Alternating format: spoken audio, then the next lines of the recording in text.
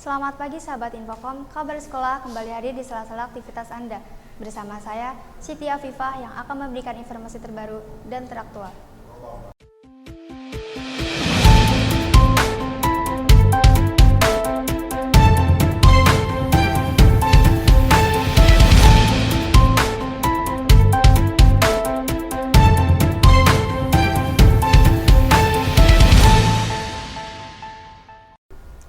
Sahabat Infocom, sejarah Sumpah Pemuda merupakan gagasan penyelenggaraan Kongres Pemuda kedua berasal dari Perhimpunan Pelajar Indonesia. Kongres dilaksanakan di 3 gedung dan 3 rapat yang berbeda. Berikut liputannya. Gagasan penyelenggaraan Kongres Pemuda kedua berasal dari Perhimpunan Pelajar-Pelajar Indonesia atau yang disebut PPPI, sebuah organisasi pemuda yang beranggota pelajar dari seluruh Indonesia.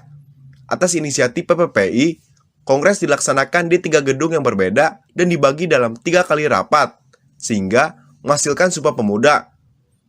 Pada rapat pertama, Sabtu 27 Oktober 1928 di Gedung Katolik Jongenlingen, Bonn, atau yang disebut KJB, Lapangan Banteng. Dalam sambutannya, Sugondo berharap Kongres ini dapat memperkuat semangat persatuan dalam sanubari para pemuda. Acara dilanjutkan dengan uraian Muhammad Jamin tentang arti dan hubungan persatuan dengan pemuda. Menurutnya, ada 5 faktor yang bisa memperkuat persatuan Indonesia, yaitu sejarah, bahasa, hukum adat, pendidikan, dan kemauan. Selanjutnya rapat kedua, Minggu 20 Oktober 1928 di Gedung Otsjapa Bioskop membahas masalah pendidikan. Kedua pembicara, Purnomo Wulan dan Sarmidi Mangusarkoro, sependapat bahwa anak harus mendapat pendidikan kebangsaan. Harus pula ada keseimbangan antara pendidikan di sekolah dan di rumah. Anak juga harus dididik secara demokratis. Pada sesi berikutnya, Sunario menjelaskan pentingnya nasionalisme dan demokrasi selain gerakan kepanduan. Sedangkan Ramlan mengemukakan gerakan kepanduan tidak bisa dipisahkan dari pergerakan nasional. Sebelum Kongres ditutup, diperdengarkan lagu Indonesia karya Wage Rudolf Supratman. Lagu tersebut disambut dengan meriah oleh peserta Kongres. Kongres ditutup dengan mengumumkan rumusan hasil Kongres. Oleh para pemuda yang hadir, rumusan itu diucapkan sebagai sumpah setia berbunyi, pertama, kami putra dan putri Indonesia mengaku bertumpah darah Jang Satu Tanah Indonesia. Kedua, kami putra dan putri Indonesia mengaku berbangsa Jang Satu bangsa Indonesia. Ketiga, kami putra dan putri Indonesia menjunjung bahasa persatuan bahasa Indonesia. Dari SMK Infocom Kota Bogor, tim liputan melaporkan. Beralih ke informasi selanjutnya, sahabat Infocom, musim penghujan selalu diikuti dengan panen buah mangga. Kini, buah mangga mudah dijumpai di mana saja dengan harga yang sangat terjangkau. Berikut liputannya.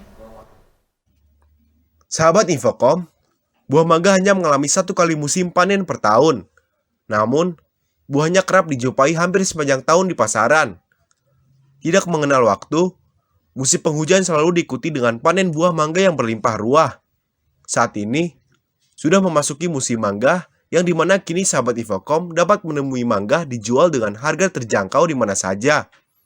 Musim mangga sendiri tidak dapat diprediksi setiap tahunnya. Perbedaan musim di beberapa daerah membuat mangga banyak dipanen pada waktu yang berbeda. Dan itu di bulan apa? Kalau di bulan September ada, Oktober ada, ya sampai 50, 40%, 20%. Ya kan sudah banyak, jadi stoknya banyak, ya dijual murah. Kalau stoknya sedikit, ya dijual mahal. Buah mangga kini dijual dengan harga yang beragam dan tentunya sangat terjangkau.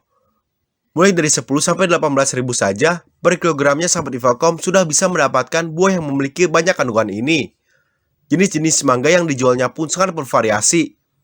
Para pedagang buah memanfaatkan mangga di musim panen ini dengan baik. Di beberapa toko buah, ada yang mengolahnya lagi menjadi jus buah mangga untuk dijadikan usaha sampingan. Minat masyarakat juga kini terhadap mangga terlihat cukup tinggi. Mengingat buah yang satu ini memiliki rasa yang manis dan menyegarkan. Dari Sinang Barang Kota Bogor, tim liputan melaporkan. Sahabat Infocom, rujak merupakan cemilan atau kudapan yang disajikan setelah memakan makanan utama. Rujak bersisikan buah-buah segar dan disajikan menggunakan sambal rujaknya. Berikut liputannya. Rujak merupakan camilan atau kudapan yang disajikan setelah memakan makanan utama. Yang paling terkenal di Indonesia adalah rujak buah. Rujak buah biasanya dihidangkan dengan buah yang setengah matang yang dipotong sesuai selera dan ditambah sambal pelengkapnya. Biasanya, rujak terdiri atas mangga, jambu kristal, bumbu air, nanas, bengkoang, dan lain sebagainya. Manfaat rujak yaitu dengan kandungan gizinya yang kaya, buah ini membantu menangkal radikal bebas dan meningkatkan imunitas. Jambu juga menghidrasi tubuh, meningkatkan metabolisme, menyehatkan pencernaan, dan mengatasi inflamasi di dalam tubuh loh, sahabat Infocom. Kira-kira 300 sampai 400 hari. Ada yang 10, ada yang 12. Ganas, kayak mangkok, bawang, kedondong, jambu kristal, jambu biji, sama mangga. Gula merah, cabai, asam, garam. Pak Firmansyah sudah berjualan rujak buah sejak tahun 2016 hingga saat ini. Rujak buah yang dijualnya pun menggunakan buah-buahan yang tetap dijaga kesegarannya. Sahabat Infocom bisa lihat nih sendiri penampakan rujak yang sangat menggiurkan, apalagi ditambah sambal rujak dan garam yang bikin mantap.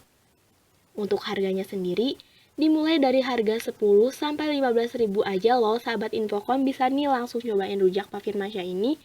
Lokasinya tepat berada di depan SMK Infocom. Dari Sinang Barong Kota Bogor, tim liputan melaporkan. Berita tadi sekaligus penutup perjumpaan kabar sekolah hari ini. Saya Siti Afifah bersama kru yang bertugas pamit undur diri. Terima kasih dan sampai jumpa.